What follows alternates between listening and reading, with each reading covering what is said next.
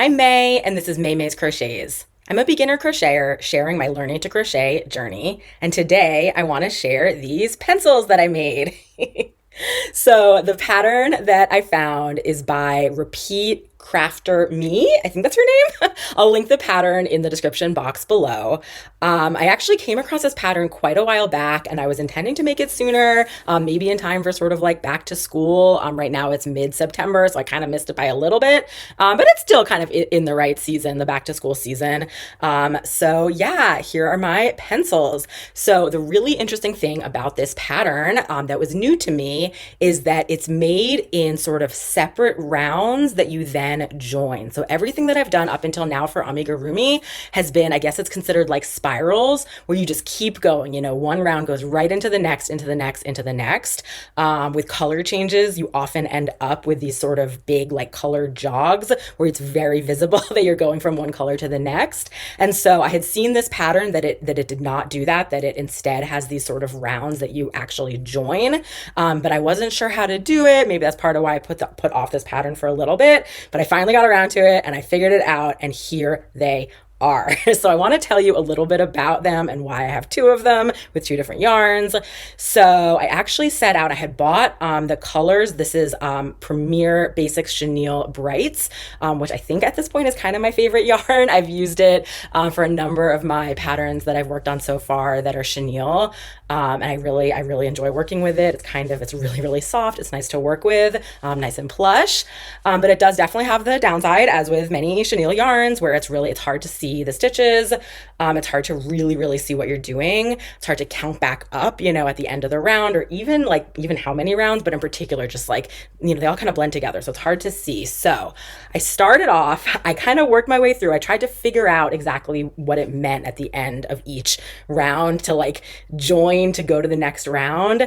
And I kind of messed around with it. I undid it, I redid it, and I just wasn't sure really what I was doing. And then I decided, I said, let me just switch gears. Let me use, this is the Woobles Easy Peasy Yarn, where it's way easier to see your stitches, to count your stitches, to count your rounds, all of that. I kind of abandoned my first pencil in chenille. I went to do it in Woobles yarn, Easy Peasy Yarn. It was way easier to kind of actually see my stitches, count them, and I finished this one, and then I went back to do it again in chenille once I actually understood, what I was dealing with. So it was a really kind of interesting experience, a good learning for myself, that especially when I'm learning something new, maybe it's better to try to do it the first time with an easier yarn, with something like the Easy Peasy yarn, where you can just see your stitches a lot more clearly, not chenille yarn. So yeah, so the main thing, so every round, the pattern was very straightforward, except for this little detail of sort of the joining of the round. So every round ended with the pattern said join, chain one. So it took me a minute to figure out what that meant. I tried looking up, I Googled various things, but these words like join and chain and slip, there's all kinds of different versions of ways to do amigurumi out there. And I really took me a minute to figure out exactly how to do it. But in the end, what it turns out is that you finish your round, you join by just doing a slip stitch back into the first stitch of the round, and you pull it through. So it's a slip stitch without adding on anything extra, but that is the join. And then you chain one to kind of start the next round, or to kind of move it up. And then you just single crochet kind of back into the stitch that you had done the join on. And so in my various iterations of, my first pencil trying to do it with the chenille yarn, I just I did not understand that. I kept ending up with the wrong number of stitches because I didn't understand that that you joined and then you actually single crocheted back into that same stitch. I ended up, going to the next stitch maybe, or that actually the join and the chain, which do themselves, create stitches, you don't actually then stitch back into those the next time around. Those are just extra. And when you join, you just go back into that first stitch. So that in the end, that makes a lot of sense, but I really did not understand. And of course the pattern didn't explain that, because it's a kind of a standard thing that I guess crocheters know how to do. But it is very different than doing it in the spiral.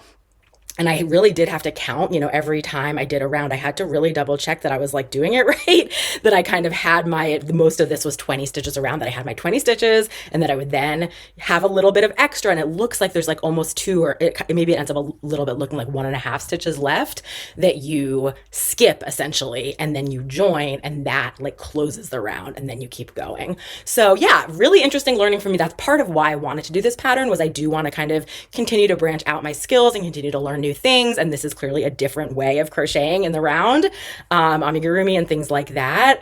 And so it ends up, yeah, it's such an interesting look. It ends up with, you can see that it's like these separate circles. And you know, they're not perfectly symmetrical, but yeah, they're pretty nice. And so instead of that sort of spiral, continue to expand, they are literally separate like rounds that you then join. So I'm glad I did it with the Easy Peasy yarn. It's harder to tell in the end. Like you can sort of see it here, but the chenille yarn just, it fluffs up so much that it's really, really hard to tell. And then the other great thing about this is the color changes are really, really clean. And so that is really cool. I'm glad that I had this experience, of doing it this way, so that I know. So the color changes are happening down here, and it's like, it's so clean, right? It's like, unlike the other methods when you're doing it in the round, there's various ways, and I need to keep experimenting with how you can make it really a clean, much cleaner join, or color change. But when you do it this way, it ends up so clean. It does actually create this seam. I don't know if you can tell here, this seam. That pops out just a little bit, but it's like barely noticeable. And the fact that the color change is so clean, and I probably didn't even do it perfectly, is really cool. Let's look at it over here. With chenille, it's really hard to tell. The seam is here. I can sort of see it and feel it down here, but it's like, it's barely noticeable with the chenille because it's so fluffy. So yeah, very, very cool. We can talk about colors for a second. So I had bought all the colors for the pencil in the Premier Basix Chenille Brights. I knew I was going to make this, but when I decided to switch gears and try to make a pencil with the Woobles Easy Peasy yarn. So I've been doing a lot of Woobles as a way for me to learn how to crochet. I will link to my playlist where I have videos, reviews of all of the Woobles that I've made so far. It's a whole bunch of them. The Woobles they come with more yarn than you actually need. And so I have this like stash built up of extra easy peasy yarn from all of the various patterns that I've made so far. And so I was like, yeah, I know I have enough, you know, yarn of these various colors, so I will pick it up and try to make a pencil with that. But the one color that I didn't have is gray. I don't have any Woobles that have gray yarn. I don't know if any of the Woobles out there have gray yarn. I just didn't have any, but I did not have any gray. So I wasn't sure what to do for this little spot. I Googled just like pencil image search just to kind of get an idea. And I kept seeing, right, I remember there's a certain brand of pencil that I can picture using in like school for like taking standardized tests or something, where it has, instead of sort of a gray or silver piece of metal here, it has a green piece of metal. And so I decided to go with that because I did have green. So that was kind of fun. It looks a little bit goofy. I do like the look of the gray, I think, a little bit better. But yeah, it was just an interesting choice. I did also have brown. I considered doing brown yarn for this, and that would have been I think that would have looked fine too. But this was just, I thought the green would be interesting, and it does. It has a very specific look. So I thought that was kind of funny. And I actually like this part. So they have you do white, or maybe more of like an off-white and then black. And I actually had, for one of the Woobles that I haven't yet made, I had some tan. And so I actually pulled that out. And I used the tan yarn for down here. So it's more of that wooden kind of look of the pencil, which is kind of fun. So I did do that. And then back to this, again, these are all the kind of standard colors. This was a great, like, easy pattern, except for the joining that I've been talking about. Like, the actual pattern itself is super quick, super easy. It's like, all that it is like you do a little bit of increasing at the beginning. You do one round of back loop only, I think, to kind of get the look, this look kind of the texture up top. But then it's just like, it's a bunch of rounds of 20 stitches, and then you start decreasing a little bit and you do these color changes, but like super, super straightforward. And so people are always talking about, like, you know, easy patterns to do for markets or things like that. And I actually think something like this would be great, especially something like this where it ends up pretty big, but like it's not a lot of effort. I have a couple other patterns that I did where it was, I made crayons, which I have videos about, which I can link to. And the crayons are similar to this, very straightforward. The crayons actually have eyes and a mouth, and these don't even have that. They're just pencils. So this is actually a great little project for something like a market, or if you're like making presents for teachers for, you know, the beginning of school, the end of school, maybe Christmas, for teachers or holiday gifts, really easy. And I feel like you could totally adjust this pattern. I mean, you can see I followed the exact same pattern with the two different sizes of yarn and they came out very differently sized. You could totally do even smaller yarn and end up with an even smaller pencil, or surely you could adjust this pattern, and it'd be pretty easy because it's such an easy pattern of just doing maybe fewer rounds, fewer stitches per round. I think you could end up with a much smaller, if you're trying to do more of like the size of something that someone would actually like hold. I think you could totally do that. One more funny thing. So I'm like working through my Woobles like stash, I guess, my yarn stash.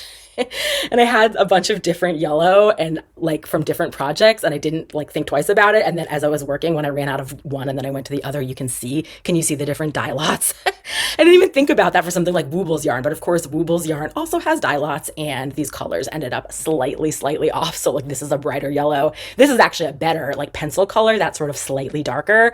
But whoops, I didn't even really think about that. I probably even had enough of a single like color dye lot from one of the projects to do yellow, but I was just kind of trying to use stuff up, so I didn't really think too hard about that. But oh well, good to know for next time, or you know, something to always think about when you're trying to use up, from your stash. But yeah, I'm loving this pattern. I do think you could adjust a little bit. Like I feel like the bottom is not super like sharp pencil. I could see like starting to make this a little more triangular, like starting the decreases like maybe a little bit sooner, making them more pronounced, and ending up with a little bit of a sharper end. But yeah, these are just like really fun like pencils. It's just such a random thing, but I kind of love how they came out. Great learning for me in terms of the sort of separate rounds that you join instead of doing spiral. I imagine for the most part I'll keep doing spiral. I think I would venture to guess that more patterns out there do spirals as opposed to this. But it's good to know, you know, what all the different options are and continuing to learn and, you know, up my skills. So I think that's it for today. Thank you so much for keeping me company, and I'll see you next time. Bye! Exclamation point.